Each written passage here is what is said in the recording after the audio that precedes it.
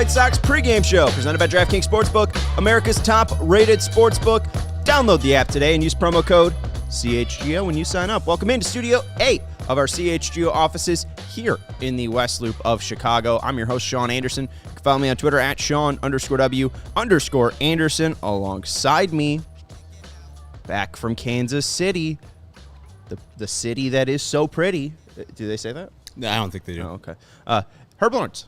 Hello. You can follow him on Twitter at Ecknerwall23. He's our CHGO White Sox community leader. My phone is saying that the White Sox game is starting in a rain delay. But of course. Fuck. I mean, I've been looking at the forecast, and when I was in this Kansas City the other day, the reason why they played the Tuesday game is because they knew Thursday, today, would be hard to get in because it's going to rain a decent amount. So, yeah. I wish they would bang this game already, but they're going to try to get it in. The White Sox returned to Kansas City in September, Labor Day, I believe, and then they play subsequent games after that. So there's no need to force this game in. I understand sometimes you need to force a game in if they were playing Cincinnati because they never come back. But they come back once again to Cincinnati or to Kansas City, and both of these teams are traveling after this, so it's a getaway day, only traveling back to Chicago, and then Kansas City's going to Milwaukee. But if the sooner the better, if they bang this game, if they're going to bang this game, do it before the people get to the seats. But, you know, the 12,000 people who showed up for Kauffman Stadium today are already pretty much there. Yeah, I'm looking up rain delay stuff to see if either one of the teams put out official word, but I got distracted by our new merch. Steven, I don't know if we have the new merch stuff. This is a complete surprise to me. Saw this walking in today. Jake dropping the notice. We got the CHGO Crosstown Series. Obviously, you got the north side. We got the south side. That's a pretty slick design right there. Pretty fresh. Really slick. Like, who wouldn't want to get one of those CHGO Southside Baseball Club shirts? Those look smooth as hell. I love the gray. When we get a gray, I actually have the Dylan Cease gray shirt at home right now, and I use it mostly as an undershirt because, you know, he hasn't been size Cease this year. If I'm wearing that shirt, it's kind of weird. But that is timeless. You can always wear that shirt. And it's spaced properly. North side, south side. Two words, exactly. Friends. And I hate to admit it, those north side ones look smooth too. And is this the first pinwheel design we have? Is this the first? Let's see that again, Steven. I think that's the first time we've seen our lovely pinwheels I on see the top. I love the flags, too. So shout out to Eric. You know, and enough of them. There's 7, like, I think, on the top of the scoreboard. Yeah, I think Eric, I think he probably looked that up. Look at him. Smart. Details. You can go to CHGO. Locker.com, and hey, it's the first thing you'll see on our homepage. Those are selling right now at CHGOLocker.com, and if you are a diehard or are not yet, sign up to be a diehard over at allchgo.com. When you sign up, you do get a code for a free shirt. So you kind of, if you want the shirt, you can also get yourself a Discord membership where you can chat with other White Sox fans. You got exclusive member articles written by our staff. Tailgates are discounted. Tailgates and events are discounted. Thank you. And later on today, I think our CHGO Bears people will be covering this. The schedule comes out. The first game has already kind of been announced. It's versus the Packers. It's like a 4:15 or 3:15 start. So that tailgate is going to be bonkers that we're going to have, hopefully. So you need to get yourself a membership. You get discount on that and come out, party with us before the Bears smoke the hell out of Jordan Love and the Packer. And the Packer. Thank God you're not saying Aaron Rodgers. Did you see that he's starting on 9/11? I did. His season's starting on 9/11. He doesn't believe in it. The first time he saw Deshaun Kaiser, he said, hey, what do you think about 9/11? Welcome to the clubhouse, Rook. The crazy man on mushrooms is asking you about a terrorist attack. Smash that like button. Husky Bardo saying it's the light button. Either way, just smash it. And AJ's saying it's the best design yet. I agree. I think that's the cleanest one yet. And I love the I don't know if we could say the team, but like the 80s jersey home cursive script. Yes. I like the black version of that one. The CHGO cursive one. That's my favorite, but we got that in the black and red and white as well. And I got that one at home, too, the CHGO cursive script. That's probably, let's see, Skyline's probably my favorite, the CHGO Skyline, then the CHGO script one. This one's great. This is the original. This is the gangster one right here. I got compliments at the was it Cincinnati? Yeah. When I was in the ballpark, I think I wore this the Brawler Sox jersey or shirt, and they're like, nice shirt. Somebody who was just from Cincinnati saw it. It's like, nice shirt. I think he thought it was like counterculture. Didn't think it was like, part of a crew. He wanted to find a way to buy it, and I told him, CHGOlocker.com. Baby. Yeah, I like the Always Sunny one, and shout out to Cardboard Socks who was wearing those for 3 straight winning streaks and wasn't washing it. I'd go again the CHGO script or Southside script one, and then I'd throw this one up here. I think that's pretty slick. Nice job, Eric. All right, let's move on into the starting sucks. You put socks. He said sucks. Oh. SUX. SUX. They suck. Oh, well, Steven's like, I don't believe in that. Can you believe this? We took the day off yesterday to not cover that. I thought Lance Lynn was just going to roll through the Royals. Like they should. I know the Royals are hitting the ball a little bit better in May than they were in April, but they're still the GD Royals. Come to work Vinnie correctly. Pasquantino is like fucking Travis Hafner. Don't pitch to him. I mean, this is annoying. Don't pitch to him. Nick Prado is like Justin Morneau. I mean, why they're just like us? They have only first baseman, but the first baseman actually hit the damn ball. I mean, the pride of Brother Rice hit a home run yesterday too. Mike Massey, did. he crushed that ball. I wasn't online, and then I saw that at like 1 a.m. and I was like, I shouldn't be tweeting about Mike Massey at 1 a.m. Literally, when we saw that home run, Courtney's like, isn't that Sean's classmate? I was like, yeah, I guess they went to school together. We did. But Sean was much more popular than Roamed Mike the Massey. same halls. No, God, no. Hell no. No. No. We're popular. You don't need to use that. While they're wearing their ties and suit jackets. That's what you guys wear at Catholic school, right? Yeah, it's close enough. All right. So yesterday the White Sox lost 9-1. Lance Lynn was bad. Bad. Correct. Are you worried? And I did see some stats comparing Lance Lynn to Dallas Keuchel's first 8 starts of last year. Is Lance Lynn in Dallas Keuchel DFA territory? No, I think Lance is just going through some things right now. Leaving the ball in the middle of the plate, never a good area to go, especially if you're throwing mostly fastballs. They know what your repertoire is, and if you're only throwing mid-90s fastballs in the middle of the plate, like he said in the post-game interview, he's like, the high balls, I couldn't get them high enough, and the low balls would end up in the middle of the plate, so they were getting crushed. And give credit to the Kansas City Royals. They didn't miss a stitch. They crushed him every time he made a mistake, and I wish our White Sox did the same, because there were so many times in that game versus Brad Keller, who I had a stat yesterday, 88 pitches he threw. 49 were strikes. Only 49. He only gave up 1 run, which was a Hanser Alberto single. The White Sox didn't make him pay for his mistakes and his wildness, because they're a team, as Zach Greinke said last year to Steve Stone, that they are going to swing at everything, and they proved them right. And, yeah, I don't worry too much about Lance Lynn, because once we worried about him and we talked about the salads with Steve Stone, he went out and almost threw a no-hitter and, got beat up in the 7th inning of that game. I thought they should have had somebody ready for him, but whatever. I think Lance Lynn is just in a rough patch right now, maybe a dead arms period, a period where he doesn't have his command and control of the pitches that he's throwing, but he's such a veteran, and he has such a long track record of being pretty good to great, that I don't think you just fall off the table. I think in baseball, there's a gradual falling off the table. Football, you could just immediately be good one year and then not good next year. See Peyton Manning. But this is a thing where I think he's just having a bad period. In June, July, we'll look back at these times like, what were we talking about? DFA Lance Lynn. I believe that. I hope so. I believe that wholeheartedly. And look at next year's starting rotation of people who are actually signed. Lance has a option for next year. If you're going to DFA him, you're going to have Michael Kopech, Dylan Cease. That's it. Yeah. That's it. Davis Martin.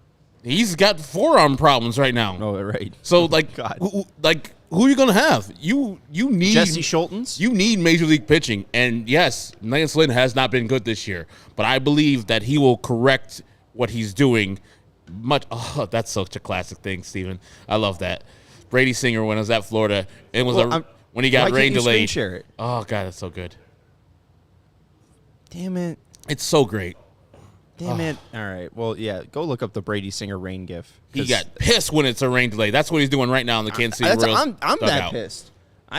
This sucks. The Kansas City Royals tweeted out the start of today's game versus White Sox will be delayed. We'll provide an update first pitch time when one is made available. So they don't know shit. That's what we've learned. But yeah, going back, like I agree with you 100%. Like they DFA Lance Lynn, someone's going to pick him up immediately. He's probably going to have about 10 waiver claims. Mm-hmm. Like the Cardinals will go pick him up. And like, he will look like Lance Lynn. I don't know if he'll look like Lance Lynn immediately, but like you know, he's not Dallas Keuchel bad. No. And Husky Bardo's right. Like he needs to get right before the deadline. I think that's probably when the White Sox will cut bait with him either way. Like if he's great, they'll probably trade him. If they're still bad, I mean, if they're in contention, they'll probably roll with him. And if he's rolling, they'll probably roll with him. But I mean, if they're, you know, they're in need of upgrading their starting pitching, maybe they just cut him after the trade deadline. Like, you know, if they can't get anything, yeah. I mean, I don't know. But I'm sure somebody will bite. And I'm sure also that at that time, level. Even though we're bad right now with the White Sox, I think they're 7.5 games out of first place. If they're in the area of 5 games, which I believe by the trade deadline they will, there's no one going. No one's getting traded away. Even Lucas Giolito, even Tim Anderson, even Lance Lynn. There has to be some type of blockbuster trade where the Dodgers are giving you way more than you need for both Tim and Lucas Giolito for them to be moved and them be 5 games out. So I think they're all staying at the game on the White Sox until the end of the season, and then we'll see what happens. Sad. It's sad. It is sad. It's sad, and I hope. We're already talking about is May 11th. Take AJ's request of putting him back in the USA jersey. Maybe that would regain his powers. But you know, this has just been disgusting baseball to watch. Period. I mean, there's been nothing fun about this team. Andrew Benintendi hasn't been fun. The starting pitcher today hasn't been fun. I mean, Hanser Alberto is the 32nd best hitter in May so far, according to Rated Runs Created Plus. Luis Roberts 4th. Mike Massey's 8th. Nick Prado's 14th. Pasquantino's 29th. What the fuck? The drop by, what was it? Elvis Andrus, where it had been the third out. I think they would only gave up 2 runs in that first inning. That really came back to bite the White Sox, even though Lance didn't really pitch well after that. He kind of settled down second, third inning, and 4th inning, but gave up more runs before he left the game. So that really cost the White Sox, as you're saying. It's not just Lance. It's the whole team. The offense didn't do a damn thing versus a pitcher that sucks. Brad Keller sucks. He is not a good pitcher. He could not find the strike zone last night, and the White Sox are like, we're going to help you out, especially Luis Robert. After coming off a strong-ass couple games versus the Reds and the Royals, Luis Robert's like, here's 4 strikeouts. Well, and Ghost Knight's right, and I think we'll probably just make the post game about that one comment alone. Luis Robert explained why the hitters suck, because information's too hard to understand. There's too many numbers. I just want to go look at the baseball and swing at it. It's so White Sox to moronic. Say. Like, I understand, like, some people are like, I don't like too much information, but it's not Luis Roberts lighting the world on fire with his approach of knowing how fast the pitcher throws, and that's it. How about going in and say, how much movement does this guy have? Does he have a slider?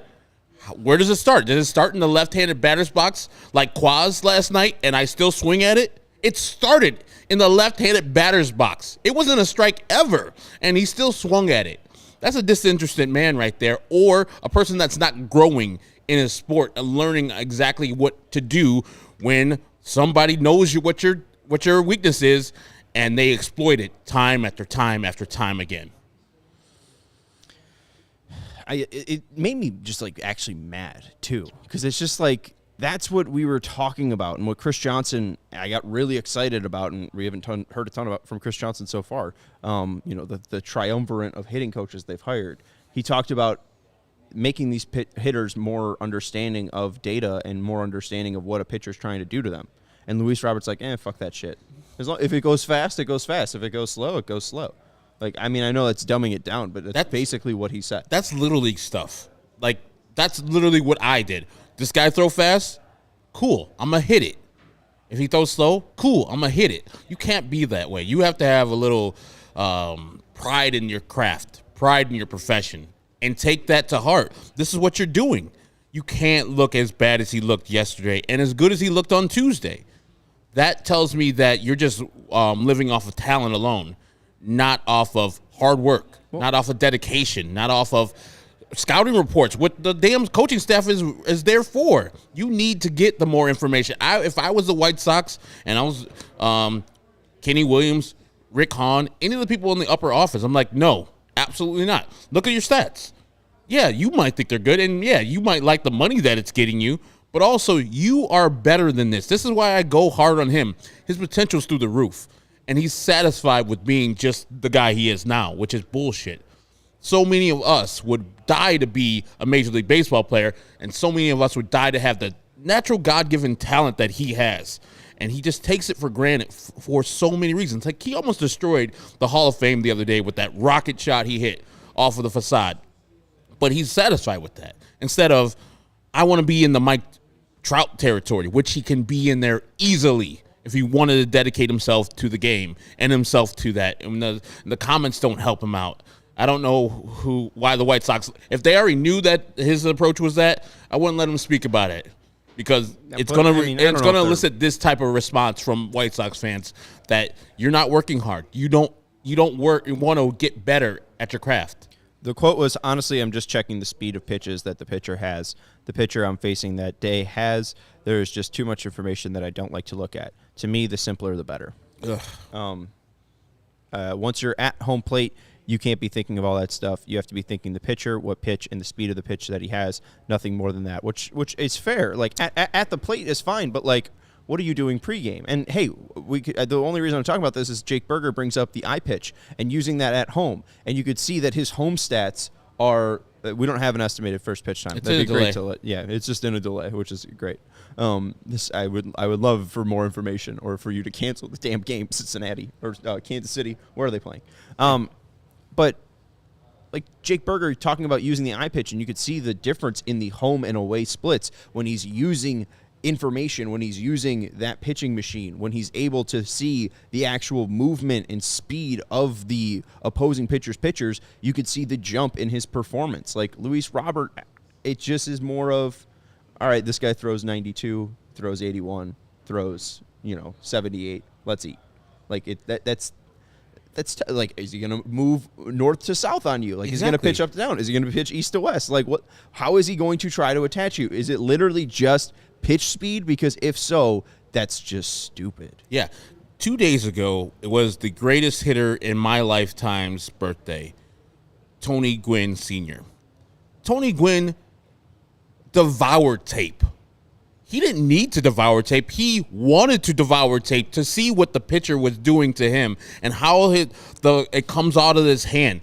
He wanted to learn the spin. He would see fingers on the ball unreleased because he watched tape, because he consumed that, and he was one of the first people to just dive into that in the 80s, and that's why he became the hitter that he was. Like, he had natural talent. He was a natural great athlete, played basketball at San Diego State, still their assist leader to this day, and he played baseball, and he wasn't, I think he got more of the basketball shine in San Diego State and then eventually became a baseball star, but he used the tape to make himself a better hitter. Somebody has to get in Luis's ear and say, yes, I understand at the plate you want to be clear-minded and think only about the opponent, but you have a better advantage if you know his fastball while you're in the cage rises a little bit. And so you can meet that ball where it needs to be met. Or he's going to throw this slider. It starts off here, and it breaks out here. And he has like 18 inches to break to the outside. So anything that's middle out, let it go, because they're trying to get you to swing at something that is outside the zone. These things are easy. They're not like time-consuming. 1, 2 hours, 3 hours watching film of the next game starter is not that hard. Using the eye pitch while you're at home, I'm sure he does. But it's just so frustrating when you say those words, Luis Robert. You have so much talent. You have so much potential. And I think you're wasting it currently. We'll talk more about it later on the post game, which might not even be a post game. It just might be an off day show because, again, rain delay. Get Money's asking who got tickets for this weekend for the low. Game Time. We don't have a Game Time read, but Game Time. You can go download the Game Time app, and not only can you get them for the low there, we're also going to get you $20 off your first purchase with code CHGO. So, you can get tickets for the low, especially for Friday, with Jose Abreu returning to town. Yes. And hey, the customer service is great. Always Download great. the app. Anyways, you want to look at the lineup? Yeah. White Sox lineup as follows if they play this game. Leading off, Tim Anderson at shortstop. Batting second, Andrew Benintendi. Left field. Batting third, Andrew Vaughn at first base. Batting fourth, Gavin Sheets at DH. Batting fifth, Luis Robert Jr. in center field. Batting sixth, Yasmani Grandal at catcher. Batting seventh, Honder. It's fine. Honder Alberto. Hey, he's not good enough to get his name spelled correctly. That's not true. Again, I said he had the top 30 weighted runs created plus in the month of May. He's got 8 RBIs in the month of May. He's got an OPS of 105.1 in the month of May. It was mostly because of that one game he killed.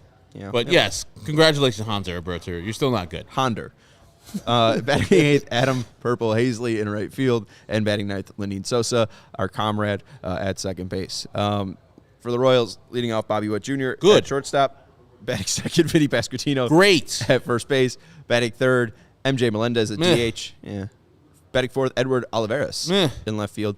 He's surprised me. He's fine. I thought he was going to be worse. Yeah. He's been good against the White Sox. I don't know if that's who saying much. Batting fifth, Nick Prado in right field. Decent. Really good.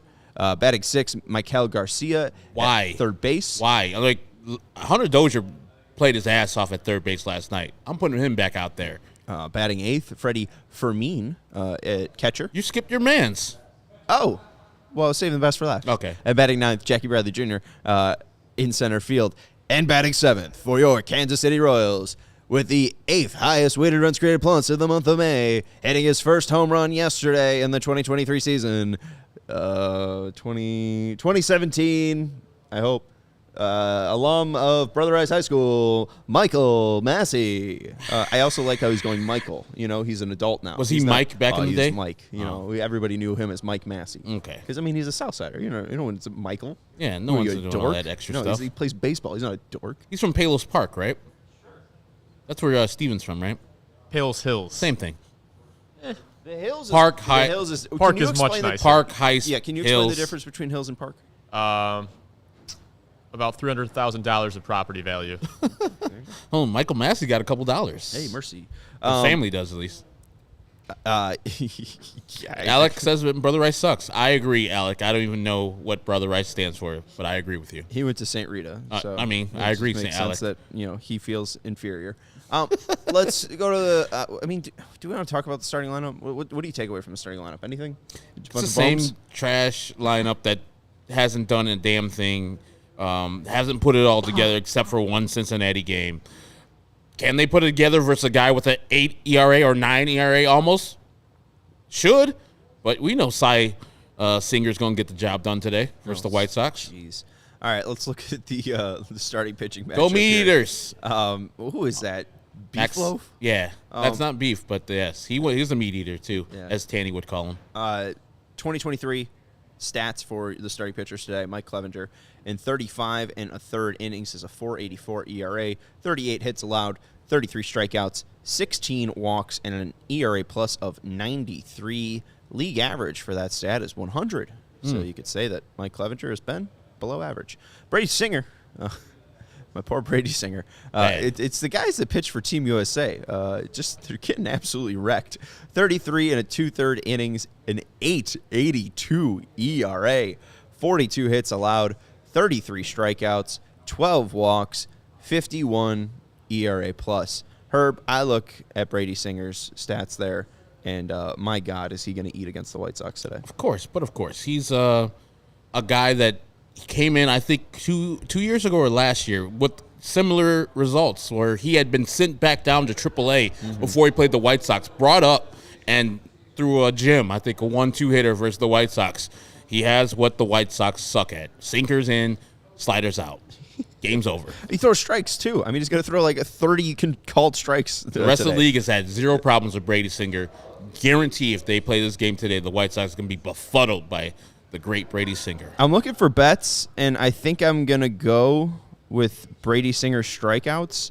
You see those strikeouts, basically a strikeout per inning, and he doesn't walk guys, so I think he's just going to be really consistently in the zone. Over 4.5 on DraftKings Sportsbook. Our favorite sponsor. I shouldn't play favorites. They're the top-rated sports book in America is what I meant to say. Their strikeouts, Brady Singer, over 4.5 at -105. I feel like that is a really good bet. Even Clevinger on the other side to strike out 5 at -105. I think both of those are decent bets today. Herb, I don't know if you have any bets specifically, but... I don't have any bets specifically, but we need length out of Clevinger. The White Sox bullpen has thrown 9 innings in this 3-game set so far. That's a lot of innings to cover. They need at least 6 from Mike Clevinger. He gave him 6 last time he went out versus the Cincinnati Reds. Gave up 4 earned. I'll even take 4 earned. Give me 6 innings. Just get us to the actual 7th inning so we could take over with the bullpen after that. If he does his regular 5 and dive, White Sox are doomed. If they play that game.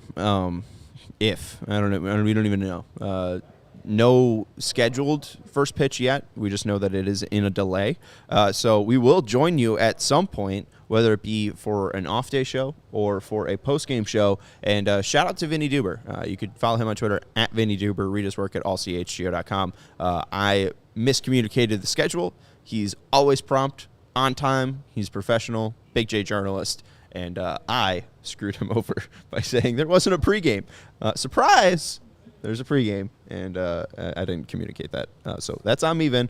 My bad. But make sure you go follow Vinny on Twitter at Vinnie Duber. You're a thumb guy, not a finger guy. Yeah, I'm a thumb guy. That's on me.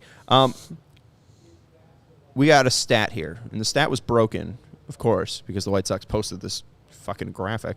But Chicago has homered in 9 straight games since April 30th, 14 total home runs, and hit 17 over their last 12 contests since April 27th. The White Sox 9-game home run streak is their longest since July 30th to April 10th, 2021, 11 straight games. 2021 was a great year. They're 12-23 and had this stretch. I mean, what does this mean? Does it mean anything? Is it good that we've seen this stretch? They obviously broke that yesterday. Hanser Alberto got another RBI on a single, but do they get back to their homering ways? No. They don't homer today off Brady Singer? I mean, how do you homer if you're going to get shut out? Oh, you're calling a shutout? I missed that. Mike, you know that. 4-0 Royals. Mercy. You have a click to pick, though. I mean, we have to have a click to pick. Jesus. So, Tim Anderson. All right. Tim Anderson. What is to be positive about this damn team? They're terrible. You're right. They're a terrible-ass team. Well, and Brady Singer, he's not good, but Cubs are waiting for us over there. They got to do a pregame show. Oh, actually, don't even have to do a pregame show. My bad. They have to do a off-day show. Yeah. And then they're going to Minnesota to sweep the Twins. Yes, I'll tell you what. Tim's the only one that's actually been good against Singer. 7 of 13 in his career with a 115 OPS. But Elvis Andrus has done all right. But outside of that, Robert below 600 OPS. Sheets under 600 OPS. Benintendi, of course, 0 for 3. Zavala under 400. Grandal under 500. And even my guy Andrew Vaughn under 400 OPS against Singer. So I don't have bright thoughts today. But I'll go with Luis Robert Jr. Maybe he just understands that a 95-mile-per-hour fastball is going to come down the middle of the plate and he'll hit it. Because, of course, I'm going to try to bash him and he's going to hit a homer. And Vin's going with Yasmani Grandal. Yeah, and I don't want anybody at the postgame talking smack if he does that. He should do that. That's what he should do. He should be great. When he is great, that's the level. That's the standard. He shouldn't be 0 for 4 with 4 strikeouts. Shout out to blank name, too. Can they change the home run celebration to some kind of tip of the cap to the Undertaker? Almost looks like the original Undertaker costume. I kind of like that idea. That's way better than gangster. Yeah. My guy Lenny said that they should do a Chicago thing where they have the Soul Train line and somebody just dances down the line. I like that. And they have two groups and they escort them down the line. The TV would love that. That's so Chicago. Just shoot the camera down the middle. But anyways, that's Herb Lawrence. You can follow him on Twitter at Acton23. He's our CHGO White Sox community leader. I'm Sean Anderson. You can follow me on Twitter at Sean_W_Anderson. Thank you, Stephen Nicholas, for producing this show. Sorry to Vinnie Duber for you not being able to make it and my poor communication. You can He'll follow be him here on in Twitter postgame at Vinnie Duber. He's here right there. He's dressed as Southpaw on the table. Shout out to the Cubs. They're coming up. And go to the CHGO Locker, chgolocker.com to buy our new shirts. Bye.